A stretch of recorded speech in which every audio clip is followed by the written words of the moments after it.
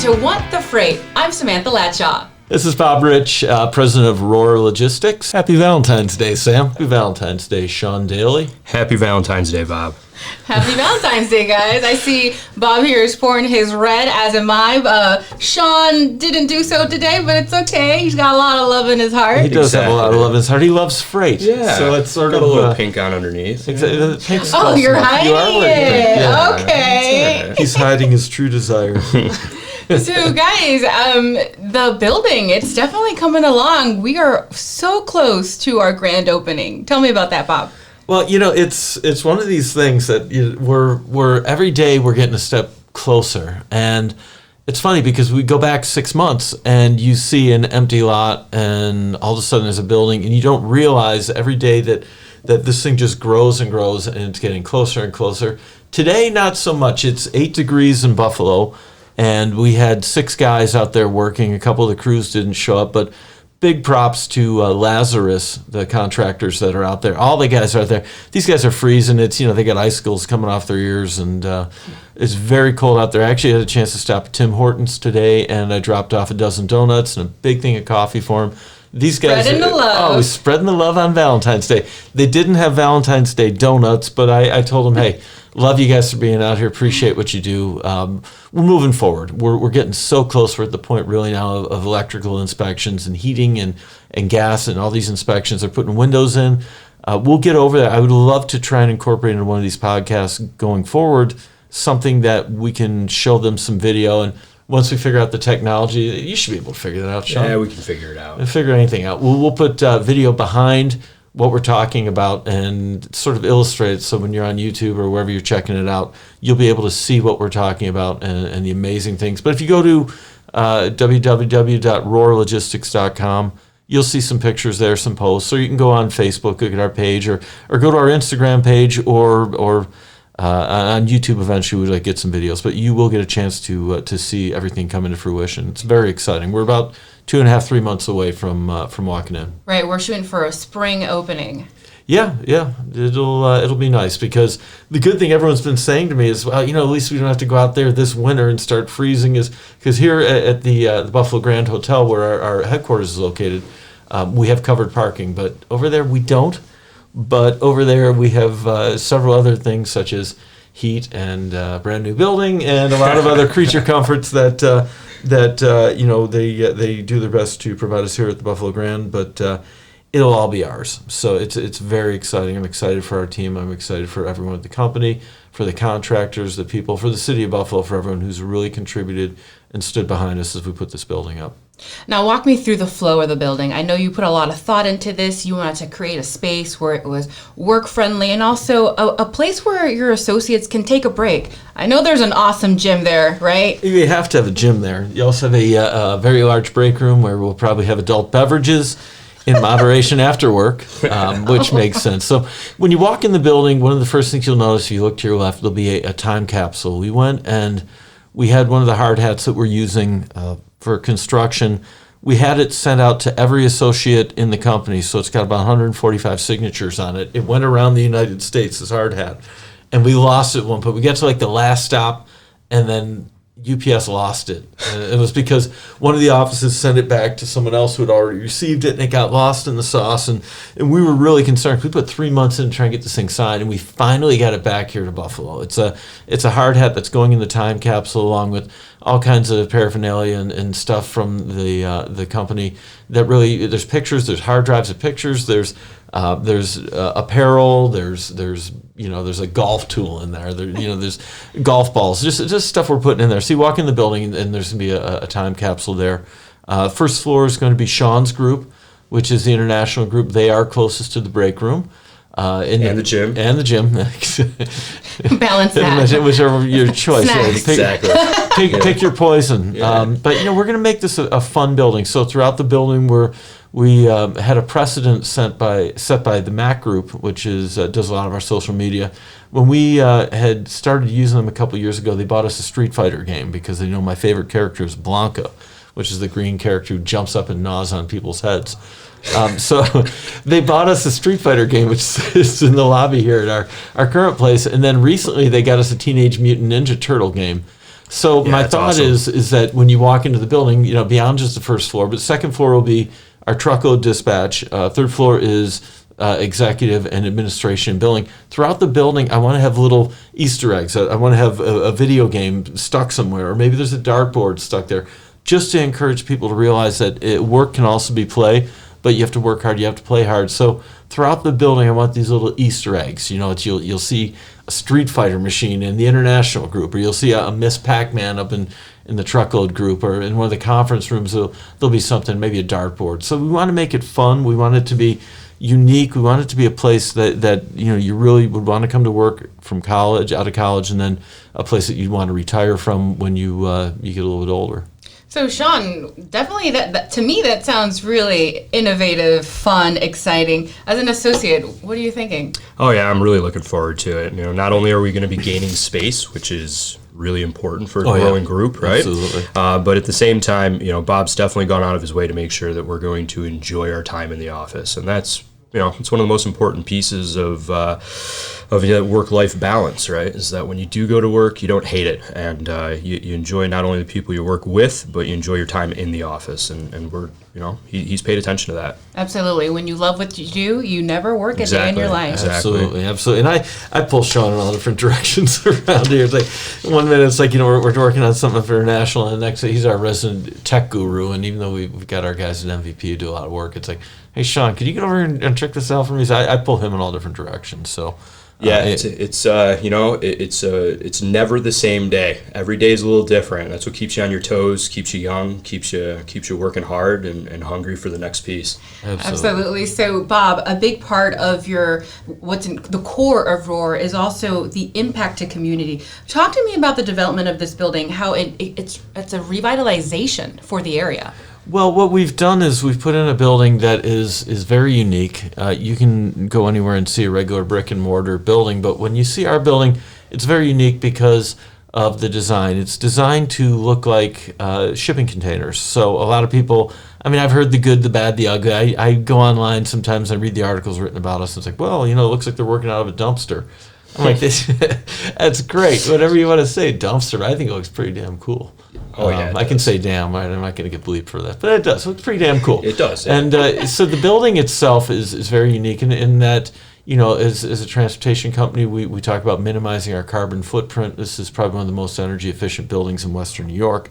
But what's exciting about it is we took a brown space and we created something special. We created something right at the edge of the Larkin district, and it's going to be, in my mind, the beginning of the true revitalization of Exchange Street, which is an amazing corridor that is basically empty. The only thing you see on Exchange Street right now, other than some buildings and office buildings, is tractor trailer training schools. You got guys out there training guys to drive tractor trailers and pull 3-point turns in the middle of the road. So, and you see that every day. You see that kind of thing. We're right down the street from the new train station going up. I think that's a big part of it.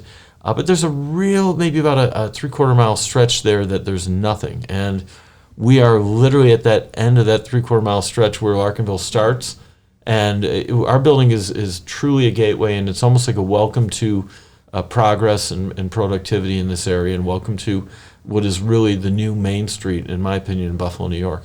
Absolutely. So you're going to be located at 535 Exchange Street. Yes. It's really the most ideal place for what you do. Oh, we're right next to the railroad track, so it's really cool. When we started the building there, we took this real oddball trapezoidal, as we did determine as a trapezoid. It is truly a piece of property that would have sat empty, and it's bordered by two railroad tracks on two sides. And at 1 o'clock and 4 o'clock, the dispatchers, after lunch and then right at the end of the day when they're getting ready to go home, they're going to be woken up if they're falling asleep at their desk by the Amtrak that runs through there, the out-of-town, the westbound Amtrak line. And they come through there every day. They hit that horn. And I know those conductors are going to see that building every time they come through that rail crossing there, and they're going to lay on that horn, and they'll know, hey, we're in the rail business, and here's a train. So it's sort of funny because the dispatchers of the people that in the office will be talking on the phone, and you'll hear a horn, and people will be like, what's that? Well, it's a train. It's running by there. And it sort of pays homage, too, to our first building when we were at Tri-Main Center on Main Street. We were literally the front of our office had a railroad track going there. The Manifest train runs up to Canada past there. So it's coming full circle in that, when we started out by a railroad track, our headquarters now is bordered by railroad tracks. So it's sort of a cool vibe. It's a good story. And, it's like every building, every person, you have to have a good story to keep things interesting. I can't wait. Just a few more weeks, guys. We're going to be going live from Facebook Live. We'll be bringing you stories when we open our doors. I can't wait. It's exciting. And what's exciting, too, is this podcast. I know when we started, I think we had initially like 9 views or listens to our podcast. I'm like, well, okay, one of those is me, one's Sean, one's Sam, and my mom's probably on there too, listening to it. Or one of our interns over at Rich's who's writing that great story that you guys with the Rich Entertainment Group that's on the website there. Yeah. But now, Sam, you were giving us some statistics on how we're doing with the podcast overall. Yeah, for sure. As of last night, combined with the both episode 1 and 2, we had about 170 views, and we had about 10 subscriptions. So, guys, thanks for the support. Thank everybody out there. Hopefully, we get a little extra love here today on Valentine's Day. Yeah, we're hoping so, and I guess that melds right into the topic of today, which is relationships. And not personally. No. Dr. Phil's not here. We're changing the theme today. Yeah, exactly. Well, you guys are going to have to pack a lunch if we did the relationships. That'd be quite a podcast. But talk a little bit to where we're going with this one. Right, absolutely, Bob. So earlier this week, you sat down with one of your carrier relationship specialists. Having strong partnerships, that's vital between carriers and shippers to have a smooth operation that also runs effectively. Absolutely. I think when you look at the changing landscape of transportation, it used to be all about, picking up the phone. It used to be, the on-time performance, the on-time delivery, one pick, one drop, no touch. It was all very cut and dry, a very rudimentary look at transportation. But as we've added disruptive technology, words like transparency, efficiency, visibility, collaboration, algorithms, artificial intelligence, this is the new reality for our industry. And all these things are buzzwords and aspects of the industry that people are starting to embrace in a lot of cases in sort of disturbingly, because I'm an old school guy, but a lot of people are embracing the idea of disruptive technology to take on more of a efficient, technology-based and technology-oriented transportation transaction, which in a lot of cases can take the personal element out, which could be good or bad. So let's get to the fundamentals then, apart from technology. What can we work on between a shipper and a carrier relationship? What are the essential points to lay the foundation?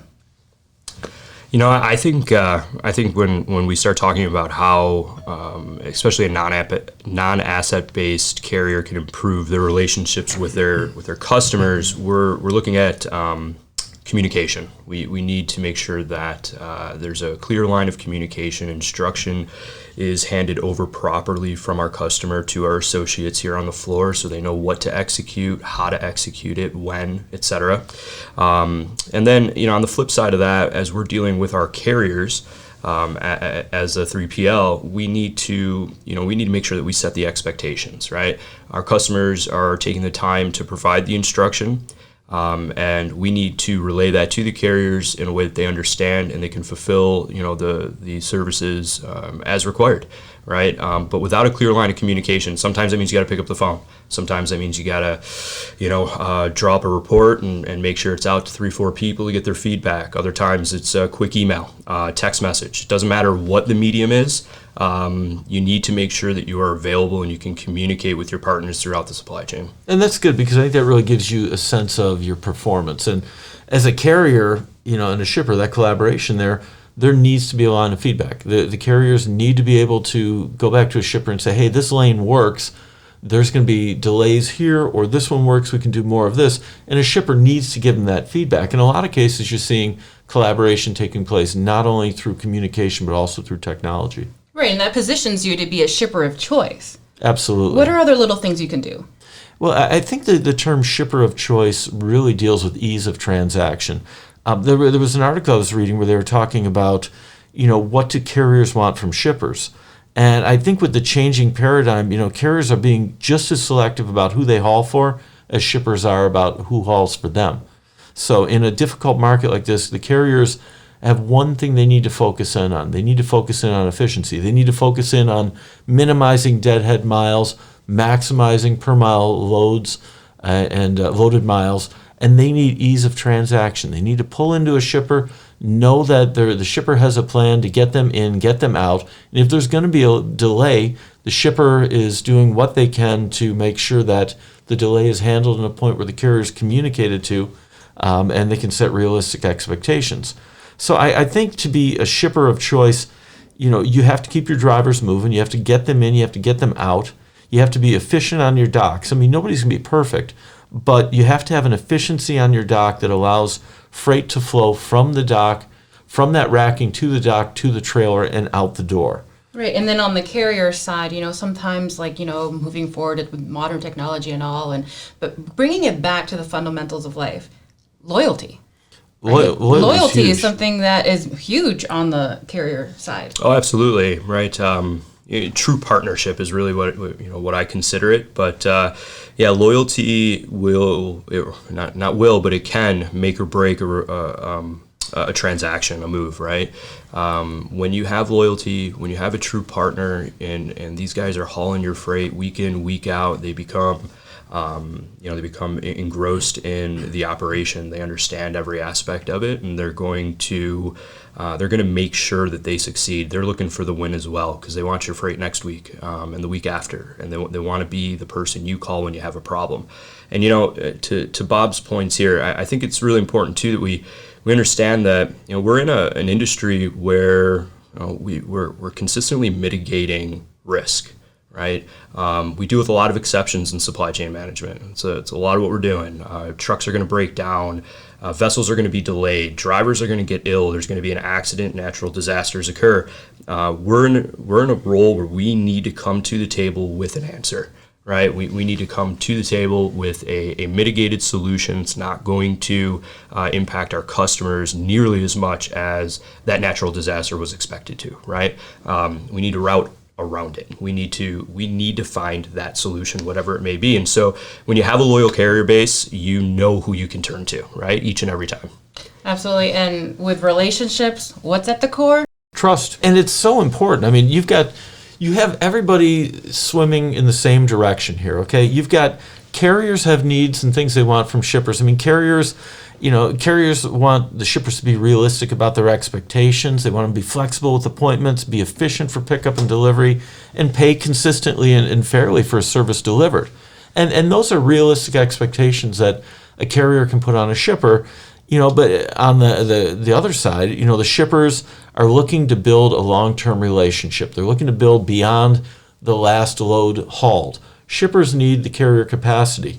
They need logistics partners that are going to understand their industry, understand the freight better than the shipper themselves do. In fact, when I was a young sales guy, not an old sales guy now, but I was a young sales guy, one of the first things I learned was learn your customer better than they know themselves. Look at their industry, go in and don't go in cold. A great story I have goes back to the days of calling on a customer where a good friend who became a good friend. The customer will remain nameless, but the gentleman's name, who's no longer with us, was Louis Farnung, and I called on him at this customer when I just started in sales as an asset-based transportation company working for Rich Transportation.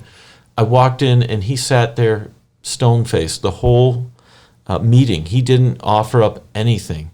And I walked out of there thinking I just lost the battle. I went in cold on the company. I told him what I did. I explained to him about how great our trucks were, how our tracking was.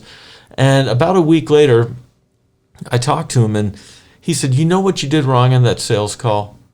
I said, "I have no idea what I did wrong, but I'm sure you're going to tell me." He told me, he said, "You didn't know my company." He said, "You're a trucking company. You came in here cold. You didn't understand my business. If you understood my business, you would come in with a solution. You wouldn't just come in saying, 'Here's trucks, use them.'" He said, you offered me nothing. You didn't offer me a solution. You weren't creative in your approach. You just came in and told me what you had. You didn't take time to listen to what we do. And that often is the biggest problem that you run into. And it's with non-asset-based as well as asset-based carriers. You walk in and say, hey, I've got this great shiny truck. Where do you want them to go? Carriers that don't go in, or transportation companies that go in that don't know their shipper aren't going to build a strong relationship. You have to demonstrate a commitment to understanding and building with a prospect to build a relationship that they become a customer, to understand the lanes that they're shipping that and you can handle, because if you can handle that freight, you figure out a way to build a solution, a creative capacity solution for that shipper, so that every time you're going from point A to B, he's calling you. You know his business better than he knows himself. And if you can do that, you're going to secure repeat business, you're going to grow the opportunity, you're going to build the relationship, at all levels. So, leverage that familiarity with your customer to build the traffic lanes that you want, get to know your customer, and don't treat them as a number, as a carrier, and you'll build a positive relationship with your shipper. Thanks for sharing that story, Bob. That's really great advice. Now, guys, if you can give our listeners some guidance, so help me break down a carrier scorecard. What areas should it address? I think the important thing about a carrier scorecard is understanding that it's not just a ranking that you can write down on paper. I mean, there's some things like on-time performance and on-time delivery that you can benchmark and you can scorecard. But there's a lot of other things in there that are difficult to measure and a bit more subjective. How is it when you call up, Joe the dispatcher, or you call up, and you hear from Frank the driver? How are the interpersonal relationships? Those types of things are difficult to scorecard. Those are a little more touchy-feely. Carrier scorecarding, I think the big things you have to look at is on-time delivery performance. You've got to look at claims ratio. You've got to know how often they're hauling for you, what the claims look like, how many loads are they accepting. If you're offering somebody 10 loads a week and they're only taking 6, that puts them at a 60% acceptance rate. Is that acceptable? You have to look at the accessorial charges, the delays or the loading, any of the charges as a percentage of the total freight spend for each lane. And then you've got to look at your spend per carrier, per lane, per mode. So I think the carrier scorecard, there's a lot of different things. You could create something that's 50 or 60 different metrics, or you can create something as simple as 3 or 4 different metrics. But I think that the importance of it is good because it builds on that relationship. If you use it as a collaborative tool and you don't use it as a battering ram with your carriers, you will build a positive relationship. If you can sit down with the carriers and subjectively go through the challenges, in a lot of cases the carriers will come back and say, I score low on on-time performance because your dock's difficult to get to. You schedule us so rigid. I get there early and I'm marked down as late because I was too early and they put me at the back of the line. So I think the carrier scorecard is critical, and I think a lot of carriers would also be very wise and very prudent to develop a shipper scorecard. And that goes back to the concept of being the shipper of choice and what you do to make carriers want to come into your facility. Yeah, absolutely. And to kind of expand on that from the international perspective, it's funny. I was just talking about this with one of my draymen the other night. Yeah, you were out at dinner with the draymen. I mean, these guys, they love you. Yeah. I mean, we've got one of the best Toronto-based draymen you could possibly imagine. Throw them a prop. Who is it? GT Group. Yeah, they're a Montreal-based company with satellite office in Toronto. Alex over at GT in Toronto is phenomenal. But yeah. By the way, Sean, we better see him checking out our podcast. Oh, absolutely. Yeah. Seriously, you got to send you a fruit basket or something. Yes. Yeah. We'll have to get him on one of these episodes too. Absolutely. But we were talking about it, and it's forwarders and NVOCCs now. We've started to realize that we're getting scorecarded by the carriers. It's been reversed, and our customers have stopped asking for scorecards. But we're more reporting on a weekly basis. It's been replaced, right, by these automated and weekly reports. And the reason being that supply chains can be very unique, and what's important to one BCO, a beneficial cargo owners, is not necessarily important to the next. So it is really important, as Bob said, to understand and collaborate on the metrics, right? Because it's not, there's not a one size fits all solution.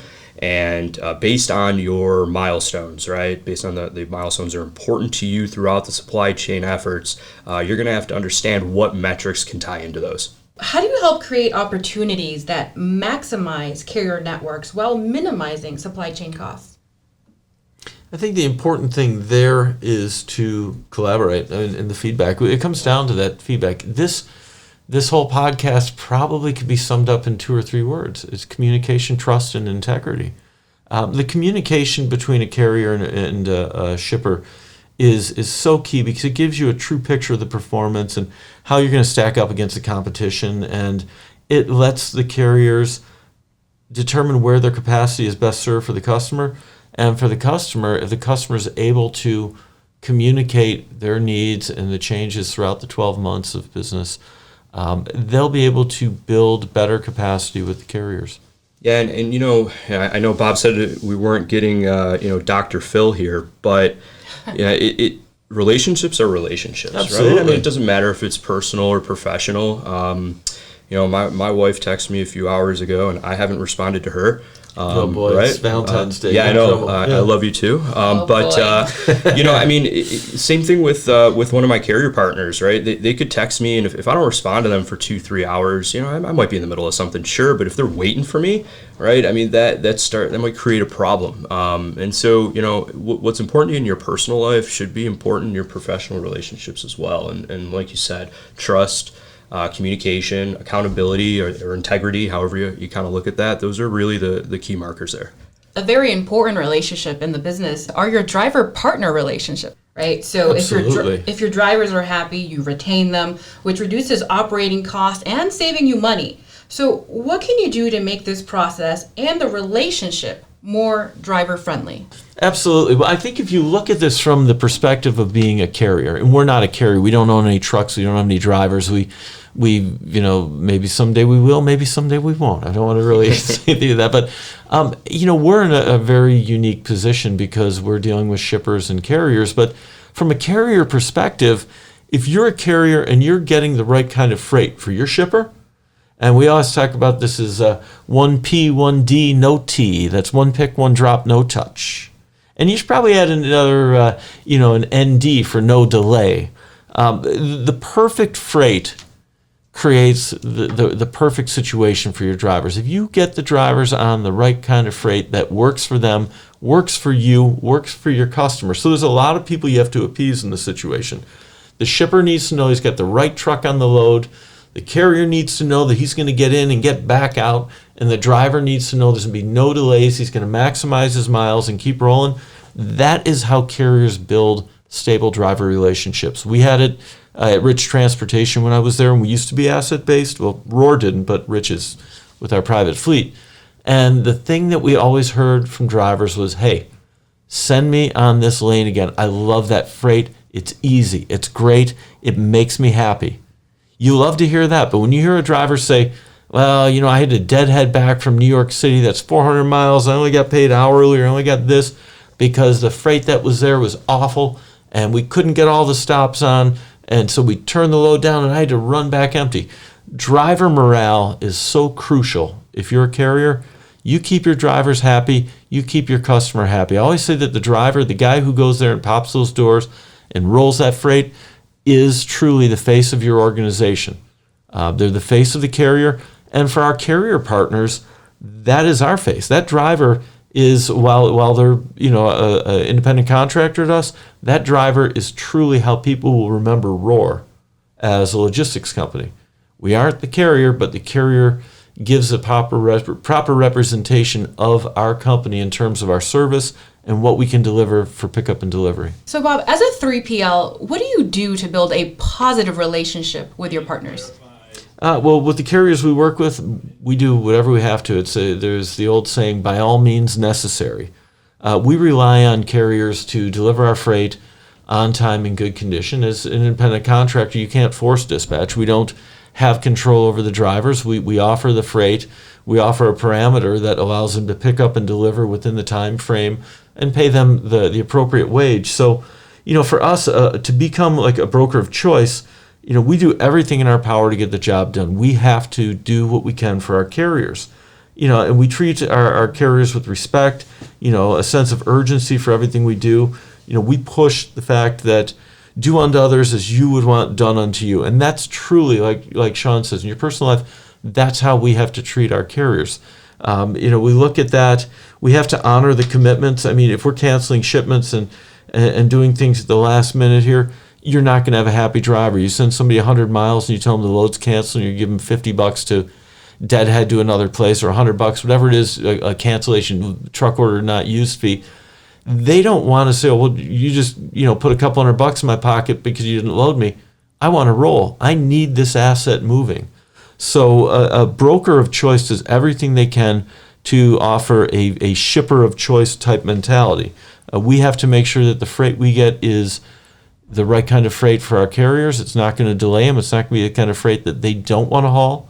If you have desirable freight, your carriers are going to want to do that. And if you can offer your carriers the right type of freight, you secure repeat business from them. You grow the opportunity. They'll offer you trucks, and we offer them freight that matches their needs. That's important, is knowing your carriers as much as the carriers need to know you as a shipper. You can build that relationship at all levels. I mean, the broker of choice is going to know the shipping and receiving teams at the customer. He's also going to know the dispatching. But the odd chance the driver calls up and thanks him or says, hey, I'm unloaded and appreciate what you did for me. This is great freight. We want to keep going. Those are the types of things you do. You have to add value to your carrier partners. Yeah, and I think just to expand on one point there, it's ask questions, right? I mean, what kind of freight are you looking for? How can I make this an easier move for you? What lanes do you run? Just like Bob said. It's not about saying, sitting in front of one of our customers and saying, hey, I've got this shiny truck. What can it do for you, right? We need to make sure that we're asking our partners questions to understand how we can best match them with the freight that's going to make them happy and keep them coming back for more. Okay, guys, final thoughts. What are some main points, some main takeaways that you can help give some guidance to be the shipper and carrier of choice? Sure. Well, when you look at a shipper of choice, and this is universal, carriers don't like surprises at the dock. They don't want to get there and they don't want to know there's fees or fines. Everything should be negotiated in advance. If you're using a loading service, you let the carriers know before they go in there what the loading service cost is going to be. So it's negotiated in advance, so you don't have to spend time negotiating there at the dock. You have to have ease of access. You have to have a facility that's easy to get into. You can't be, twisting your truck into a pretzel trying to get into a spot that's not designed to fit a truck. So you have to make sure that your facilities are efficient and you have easy access, because every carrier loves easy access. Oh, yeah. You have to. You have to offer. A lot of places offer very basic amenities. I've been at a certain beverage manufacturer where I've driven in, and the drivers pull in, they hand them a bottle of the beverage. You go inside and it's not, oh, wow, they've got this in the vending machine. They have showers there. They have couches. They have a room for drivers to decompress. If there's going to be a delay, they're making sure these drivers aren't sitting out there by the payphone at the end of the dock, eating stale donuts out of a machine. I've seen places where there's television rooms, there's lounges, there's showers, there's clean restrooms for the drivers to use when they're there. So as a shipper of choice, you want to treat those drivers as you would treat your own family. Drop and hook. If you've got the ability to drop a trailer in there, or you're going to allow your carriers to drop a trailer or keep a pool of trailers there, do it. Because that way you can preload the freight before they get there. They can grab that trailer and get out the door. There's no delays. And if you are going to have a delay, I think the important thing is to develop a game plan to make sure that you are ready for that delay and how you're going to handle it with your carriers. Have a consistent policy.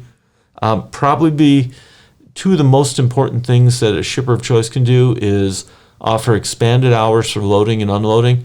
And something that's been brought up in a lot of the surveys of drivers over the last couple of years is there's nowhere to park.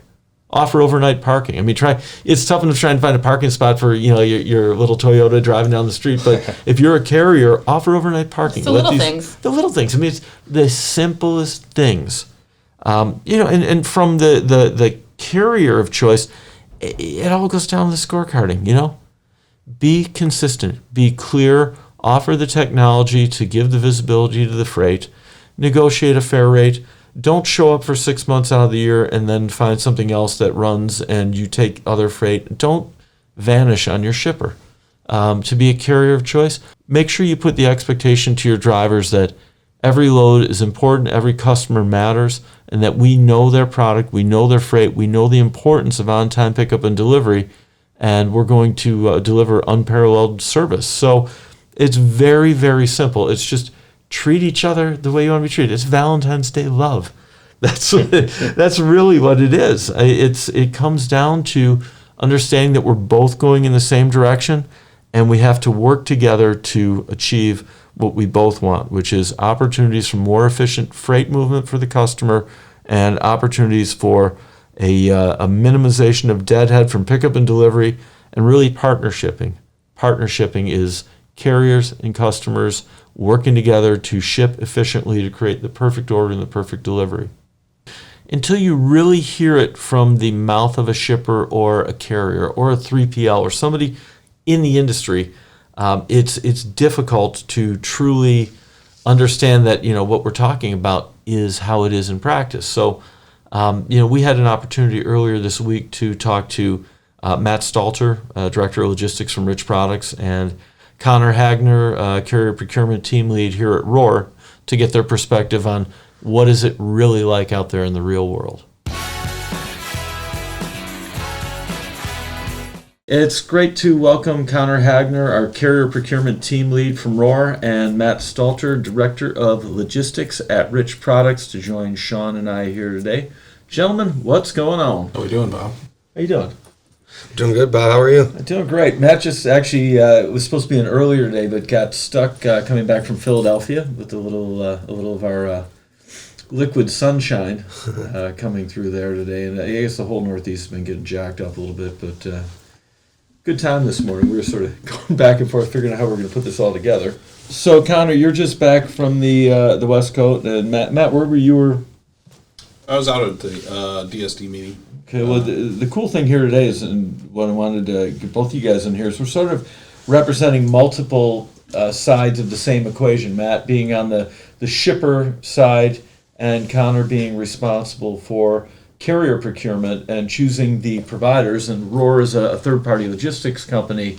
We're sort of sitting right in the middle here in terms of putting together the carriers with the shipper. So we wanted to have these two guys on today, talk a little bit about the different perspectives of what the carriers are seeing, the important things about the relationships developed with the carriers from the shipper standpoint as well as from the broker standpoint. And so you've got how the shipper interacts with the broker and builds a relationship, as well as how a shipper builds a relationship with a carrier.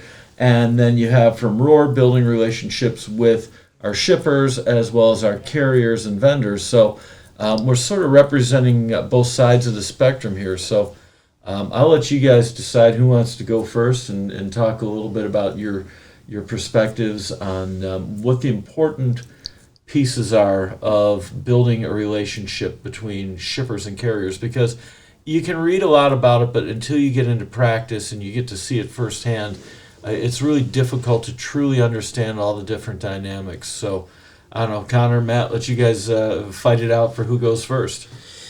Yeah, so with us on our side, really the main aspect is just trust, and that's not going to come overnight. Sometimes it takes months, sometimes it takes weeks, even years. And you really want to treat these carriers how you want to be treated.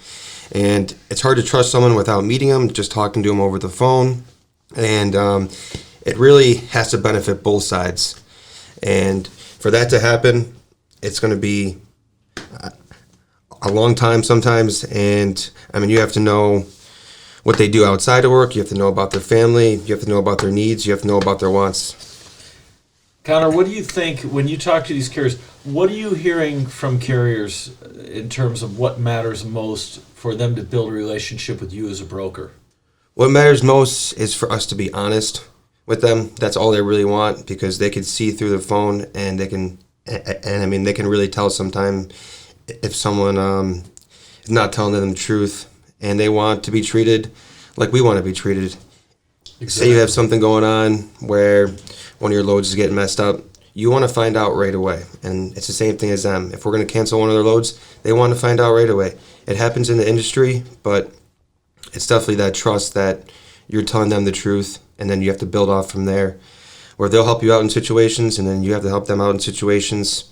And I mean, it's freight, so not everything's going to go perfect, and there's a lot of things that go wrong. So Absolutely. You mentioned something really interesting there, and Matt, you can elaborate more on this. Something Connor says that the carriers see through the phone. I think I've never heard that in all my years, my way too many years in transportation, that a carrier sees through the phone. But as a shipper, what do you see through the phone? What are the things that matter to you as a shipper when you're dealing with carriers and broker? What are the things you've had a varied career here over decades in logistics, and you've dealt with a carrier or two. You call me old? I'm not calling you old. I'm calling you well aged, such as myself. What are some of the things that you see, and what are the things that really matter to you when somebody calls you up looking to haul your freight, whether it's beverages or frozen food? What is it that truly is what you're going to look for with these carriers? Yeah, a little bit. So if you go back a few years, this business has changed. I think when I was first starting out, it was all about rate. There was really no discussion about service, unless people, consistently failed on loads, over and over. We didn't have very good scorecarding. So technology has helped, I would say, advance us into a more, what I would say, relationship-based business. So I think really if you go back a few years, the business really started changing, and I know this is sometimes an evil word, but Walmart really changed the business from a CPG company, food company standpoint. They demanded service. They raised the bar, so to speak, of expectations, and that put the pressure on us as shippers to be more long-term focused, be more stable focused, not always just, going for the cheapest rate. It was about stability. Luckily, my career began where I had some of that experience already because we were in a very volatile beverage business. So I always had to have a base of carriers that were stable, that could surge, right? So we weren't playing the market because we needed that capacity in service when the business spiked. But, from my standpoint, what I look for is trust. Don't overcommit. Do what you say you're going to do, and then prove it with service. So, it's really not that complicated. It's fairly simple. And as you see that, what I tell carriers is then that leads to growth opportunities. As soon as we have trust in a carrier, that they performed and sometimes exceeding expectations, then, we start going to them with other opportunities. That makes sense. With today's environment changing rapidly in transportation, I think the more stable, longer-term relationships with vendors is critical, both as a shipper with your carriers as well as a carrier with your shippers.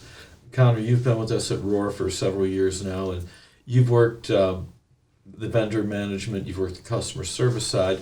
When you go after, you talk to a customer, what are 3 things that at the end of the day, if you walk out of there, you say, these 3 things that this shipper did, or these 3 things about this shipper were the reasons that I like to work with them? What are the things that really check off all the boxes for you in terms of working with the shipper? Well, I'm going back to trust first, because they have to trust us, the fact that we are going to provide the service for that load and we are going to be there on time. And I really like flexible shippers.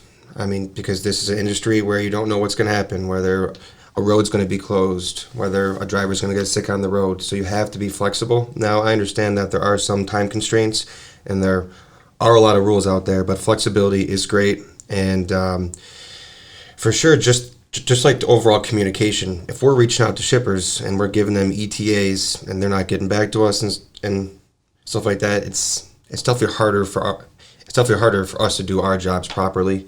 And just like them being notified ahead of time, it's the same thing as the carrier wise.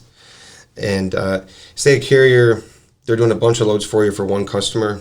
After you build that trust with them, you can reach out to multiple different customers on the specific lanes that they run, and you know you can provide that service for the customer. And one thing that I've ran into in my past 3 or 4 years, it goes back to trust, is there might be a carrier who's going to take a lane for you for 6 months out of the year, but then when it's tough for you and you're looking for that carrier to help you out and they're not there, that 6 months is almost wasted on you. And that really, really hurts from our side of it. So being able to find a carrier who you could pay the same rate year round, and they could see other loads that are going for $300 to $400 more, and they could tell you that they don't have a truck and they're still picking up your load, that it definitely brings satisfaction to you, and you understand that you have a good relationship. Absolutely. I think it's the same way on the shipper side too. Absolutely. I mean, we want to have you there year round. For the, when freight's not busy and when freight is busy, we want you to be able to haul that. I think where we've gotten better on the shipper side, at least in the last 3, 4, 5 years, is really around not only expecting carriers to honor their commitment, but also from our standpoint honoring our commitment. So now we have reporting that we can say, you committed to 10 loads a week and we've tendered you 15 and you hauled 15 or you hauled 5, right? So, and that communication on a weekly basis really helps us, get away from the emotional reactions, and it's really fact-based conversations, and it's, can you succeed or can you not succeed? And it's, at the end of the day, it's just business. Yeah. It's not personal. So, yeah, that's definitely absolutely correct. And it takes a while to get used to it. I know we've been bringing on some larger carriers recently, and just the success that we've had from 2 years ago until now, we just understand what the carrier, we understand what the shipper and the customer wants. We understand what makes them happy. If we have to take a loss on a load, if we have to stay late just to cover it, they really do appreciate that deep down.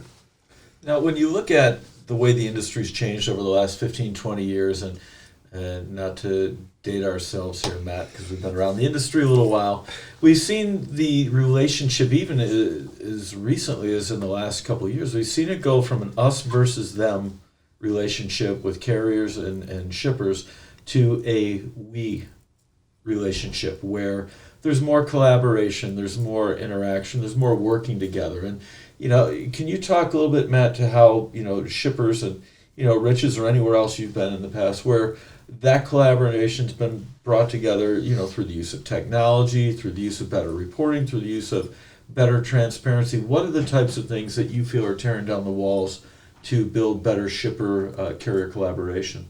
Technology is a big piece of that. The second thing is I'll go back to the word trust. I've been lucky enough to have been around a long time where people understand the way I operate and they can trust what I say, and when I commit to something, then it's going to happen, right? So that comes with time, but it also comes with actual performance. In you do what you say. But technology has really helped us, I would say, use the word engineer, carriers' networks within our networks as shippers, whether it's just within Rich Products, for example, or whether it's Rich Products and it's Quaker Oats and it's Pepsi and it's Frito-Lay. The technology has brought all that freight more visible together.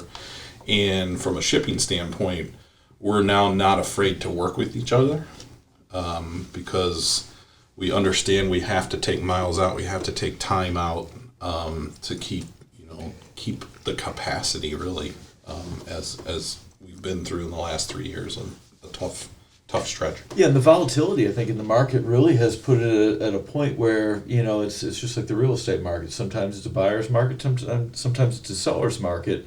And I feel personally that collaboration between carriers and shippers is that much more critical. And that you guys both mentioned trust. In fact, I had read a report that Connor just got back from a trip out to the West Coast, and he was saying in his report, meeting with a couple of our vendors, he realized that the most important thing in any relationship with a carrier is building trust.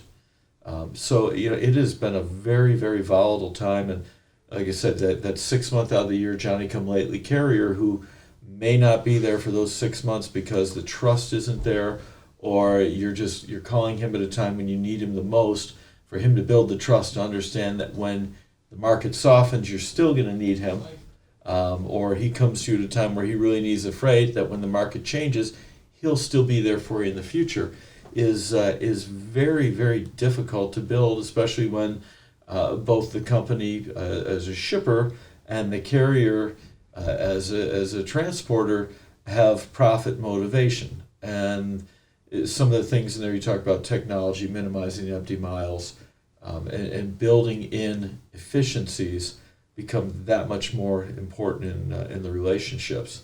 Talk a little bit to, if you wouldn't mind, Matt, talk a little bit to what you've seen, the asset-based providers that you work with versus the non-asset-based. How do you differentiate there? I mean, should there be a differentiation? If somebody commits to picking up a load, how should a shipper view the relationship with a third party versus an asset carrier or an asset-light carrier? Yeah, I'll be straight up that I've always been an asset-based fan because they provide that, what I would say, flexibility from a loading perspective, drop trailers, etc. So from a number of years ago, I think that has evolved as 3PLs have developed better relationships with asset providers. So they're now bringing to the customer the ability to have some of that drop trailer. But I always believe there's a place for a 3PL and an asset-based player within your core carrier program, call it. I'm glad you said that because I just bought you a couple more minutes on the podcast. Yeah. Well, I'm not stupid.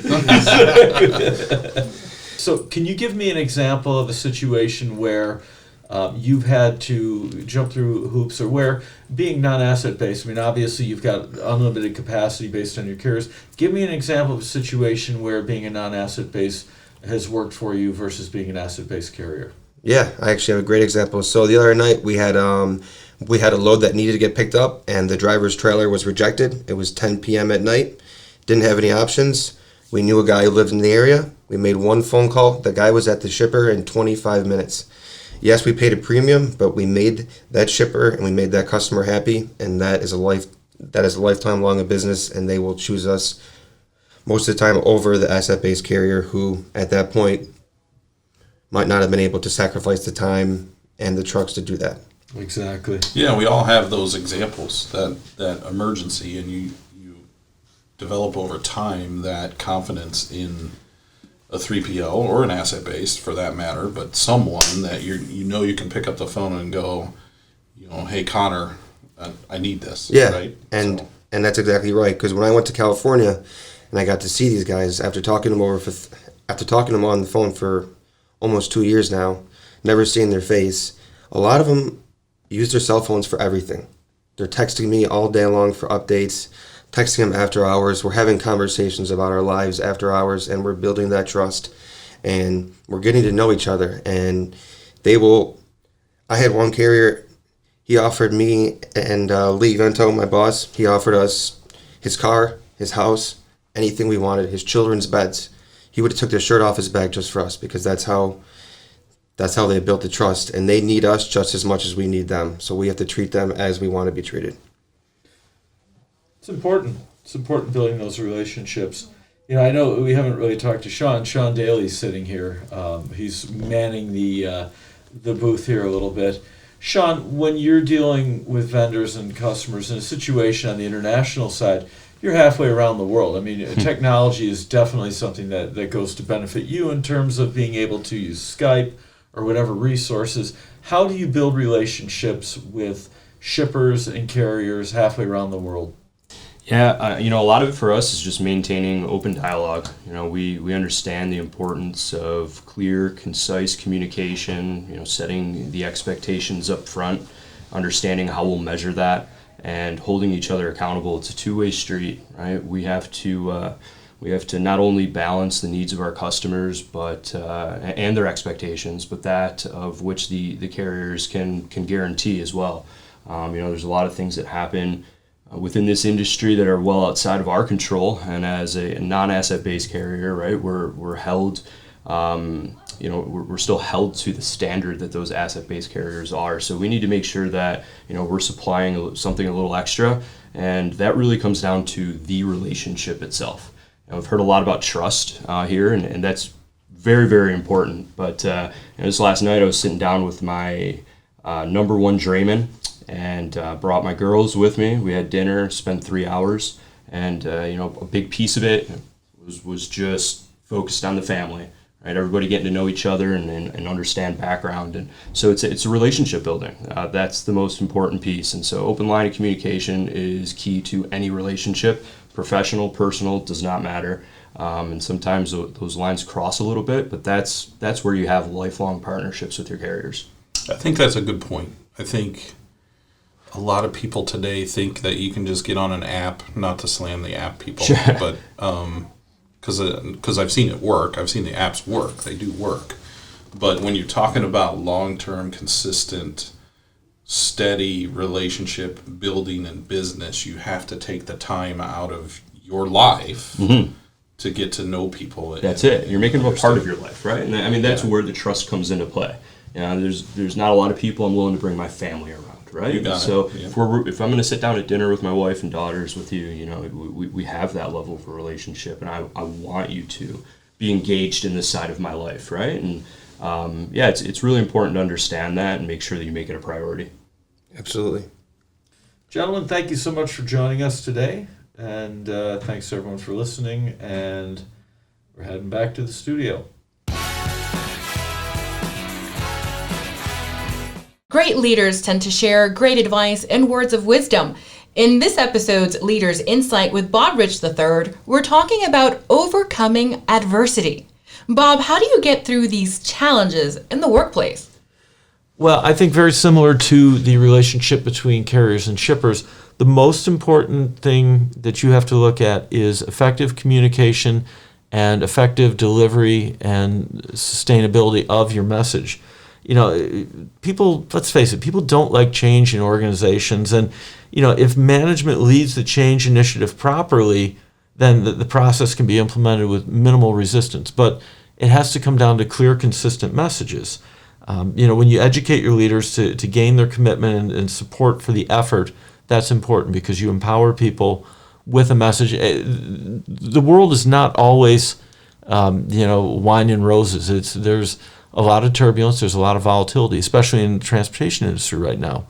So when we look at managing through turbulent times, the most important thing is, as a leader, you have to know when you need to change, you need to adapt, how you're going to communicate messages that may not be the easiest message to communicate. You have to work on getting the change accepted organizationally. You have to implement it in the best way possible, and you have to relate the need for change to adapt to difficult times. And I think the most important thing you can do with this, too, is you don't want to go doom and gloom. I've been in too many scenarios and too many situations where I've seen people that address change or turbulence with doom and gloom instead of looking at it as an opportunity. It's almost like running through a maze. You're going to come to some dead ends. You're going to come to some pitfalls, but you have to be willing to adapt. You have to be creative to adapt, and you can never be too proud to offer up to your team that you need assistance in coming up with the change. Empower your team to do that. Have your team identify the risks, have a mitigation plan in place. You're basically piloting change, and you have to define those roles and responsibilities. You can't shoulder all of the change or all of the things that need to be done in turbulent times. You have to get your team involved. You have to give them the empowerment to be the leaders at your company and have them do what you hired them for, which is to help go through change, mitigate risk, and navigate turbulent waters. Right. So overcoming adversity can be tough. But when you're going through it as well during down market conditions, that can add a whole nother layer. It can. I think any business, from transportation all the way up to, a company like Rich Products, when you see the need for change, it's easier to mitigate and to work through change if you outline to your team that, look, at everything we do is point in time. Tomorrow it's going to be a different environment. Today it's this environment. What do we do as a team? I think if you communicate the message with the positivity of we're in challenging times here, I'm looking for your input as to how we change it, as compared to we're in challenging times here and doom and gloom and and, black cloud over my shoulder here, we don't know what to do. You give your team the challenge as opportunity to overcome adversity. You take the feedback. There's no such thing as bad feedback. There's no such thing as a bad idea. So you have to get your team all on the same page and focus, deliver a message, a negative message with a positive spin and a positive message as to we are going to overcome this. We've done it. We've been around long enough. And especially for startup companies and everything, it can be very, very difficult because when you're a startup company, you wake up at 4 o'clock in the morning and you're lying there in bed and you're staring at the ceiling saying, how am I going to make payroll? The important thing is to know that, as you move forward, you communicate the negative messages, you get everyone on board, and you give everybody ownership of the process to right the ship. You were talking about feedback, and sometimes receiving negative feedback on the receiving end can be tough. But how can this be used as a learning opportunity for the associate? Well, I think, the most important thing that you can do in any type of a situation, especially with adversity, is learn to give and receive feedback and not to take it personal. I worked with a great guy named John Engels, who I'll throw a prop out of Rochester. He's got a company called Leadership Coaching. And the thing that he taught me to do was be able to give and receive positive and negative feedback and be equal at receiving as much as I am giving, because, I love to give feedback, but, I also like to receive feedback. It's important to be able to do that and then not take it personally. And a big part of that growing effort as an associate is when you face adversity, sometimes you shy away from owning the responsibility that led to that situation. As a leader, how can you inspire others to take accountability for those actions? That's probably one of the biggest challenges in any scenario. You see where there's a broken glass in the middle of a room. There's 10 people standing around just sort of staring at their feet, whistling. And, well, who did it? Well, nobody's taking account. Necessarily, nobody wants to take accountability. And people love when, we're riding high and things are great. Right. But when things are down, I think the strength of character comes in somebody's ability to take ownership of a process, take ownership of a problem. And if somebody admits up to a mistake or makes a mistake, as a leader, it's important to give feedback. And it's not to wield the mistake, as I said earlier, as a battering ram to hit somebody with it or rub their nose into it. Mistakes are made. That's where the opportunity comes in becoming better. There is no mistake that has ever been made that didn't make somebody a better person or make a situation better for the future from what we learned from that mistake.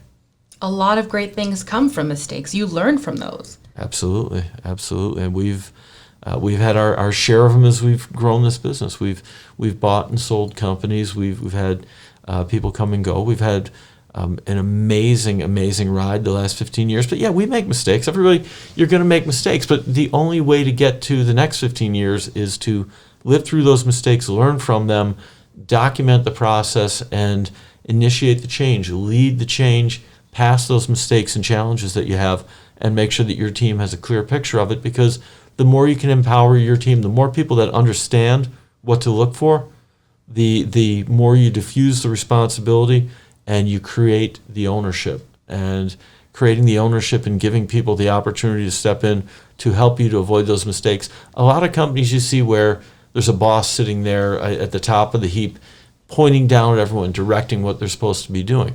That's not how it works. Very much as in the carrier-shipper relationship. That's almost like a transactional versus a collaborative relationship. So, transactional is do this. Collaborative is, hey, let's work on this process. Let's do this as a group. Well, let's work as a group. I'm not going to tell you what to do. I'm going to listen to what you have to say, and we're going to work together to find that solution. And that is truly the sign of an effective leader. A good leader is somebody who can collaborate and can give people the ownership and let them make the mistakes, but also let them create the learnings from which we grow. And that's something that can be seen really in just any industry. Can you share a personal story that could be a helpful tool for our listeners? I think one of the greatest learnings I ever had there was a previous company that I was involved in, another brokerage company, and I was talking to my dad, who I consider to be probably the greatest leader, and he learned from my grandfather, who was a pretty good leader himself. I was running this company, and we had all these challenges and things going on, and I meet with my dad occasionally, grab lunch, and we were coming back from the place here in Buffalo, and I'll never forget this. We were at the corner of West Ferry and Richmond, sitting there at a stoplight, and I told my dad I had just finished unloading for the last hour, and I'm sitting there in the car, and he looks at me, he said, "You know what? What are you going to do about it?" And he said to me, he said, "Put on the pants, Spartacus." And I don't know what movie is that from. We had to Google that. Put on the pants, Spartacus. He said that to me, and it was really a situation where, I was sitting here in this doom and gloom scenario of, we can't do anything right. We got all these challenges, blah, blah, blah, blah, blah, blah, blah. And I was, in a sense, deflecting all the issues here where I was the leader of this company. That was probably 20 years ago. Yeah, because Roar's been around 15, and you can hear we're still doing this in the middle of the office. So you get a lot of background noise from people running around here. What movie is that from, Sean? Put on the pants, Spartacus. 1, 2, 3. 1, 2, 3. Yeah. And it's like one of those things only my dad would know. He's one of these great philosophers. He's like he's the guy who is the enlightened one. And he said, "Put on the pants, Spartacus." He said, "Change, be the change, make the change, make it happen." He said, "All I'm hearing you say is you're telling me everything's wrong. You give me 1,000 reasons why you're going to fail. I need to hear one reason why you're going to succeed." And that's something that I think about it. And when you ask me to give a story, it's difficult to think, but that is a story that will always stick out to me, is that as much as you can complain, it's much more rewarding to create and to figure out a way around it, and to stop saying, okay, well, we've got this, and this. If you know the 100 things that are wrong in your company, sit down and fix them. If you can't fix them alone, bring your team in, because if you don't bring your team in, you're the guy sitting there in that transactional management role. You're not a collaborator. You're not a collaborative manager. Give your team the empowerment to look at the situation and fix it and change it, and you'll be amazed at what you come out of that discussion with, in terms of what the group can come up with. Thanks for sharing that story. I love that. Put on the pants, Spartacus. Put on the pants, Spartacus, from 1, 2, 3, right? Yeah, 1, 2, 3. Comedy. Exactly. So coming up on our next episode, we're going to be talking about navigating through supply chain chaos. Bob, what can we expect? Well, this is, I think about this. This is going to be a fun one, actually. When we look at supply chain chaos, you have to look at internal factors, things that can cause issues internally for supply chain. But you also have to think about the external factors. Right now, we're dealing with a terrible situation with the coronavirus over in China. You have to look at the impact of natural disasters. You have to look at weather factors. You have to look at human factors. You have to look at the types of things that take place. I mean, this one is wide open. It's all the factors you can't control, basically. It's basically controlling the uncontrollables. And if you can't control it, they say you shouldn't. If what you can control, controlled chaos. Yeah, exactly. If you can control it, control it. If you can't control it, don't worry about it. We try to figure out a way to be somewhere in the middle on this next episode of how do we mitigate chaos? How do we address external factors? How do we look at it internally? What are some of the challenges that shippers see? What are the challenges that carriers see? And I'd really like to try and draw in some shippers and some carriers. So if anyone's interested and you're listening to this and you have a perspective on this you'd like to talk to us about, if you'd like to, you can hit us up on LinkedIn is probably the easiest way. LinkedIn, on Facebook. On you can message Facebook. us on our YouTube Exactly. episode. Exactly. Or, you can also send an email to info@roarlogistics.com. Thank you guys. Thank you for listening. We really appreciate all 175 listeners. You too, Mom. I know you're listening. And my dad and everyone out there. Sean, anyone you want to thank for this? I'd like to thank Samantha, too, because she deals with the chaos that is me and is what we do. Yeah. I should at the very least thank my little ones. I got my oldest daughter makes sure to listen to each and every one of our episodes. So several times. Oh yeah. A happy anniversary to all the associates at Rich Products and Roar and the Bisons and Travel Team and all our subsidiaries out there. It's the 75th anniversary of Rich Products.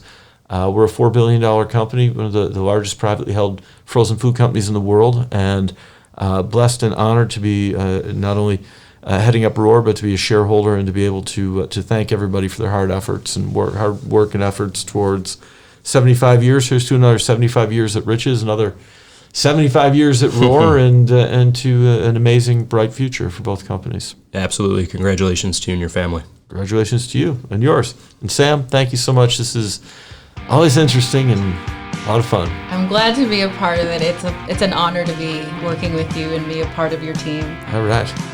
And we're out of here. Stay up to date on industry trends. What the Freight is the best way for logistics professionals who are on the move to get the latest news in supply chain management.